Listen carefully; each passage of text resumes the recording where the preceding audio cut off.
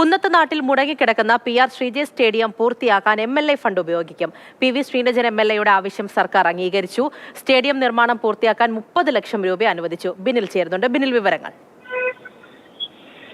കുന്നത്തുനാട്ടിലെ PR Sreejesh stadium വർഷങ്ങളായി മുടങ്ങിക്കിടക്കുന്ന പദ്ധതിയാണ്. Kunnathunad ഗ്രാമപഞ്ചായത്താണ് stadium നിർമ്മാണം തുടങ്ങിയത്. പക്ഷേ ഇടയ്ക്ക് വെച്ച സ്റ്റേഡിയം മുന്നോട്ട് കൊണ്ടുപോകാൻ കഴിഞ്ഞില്ല.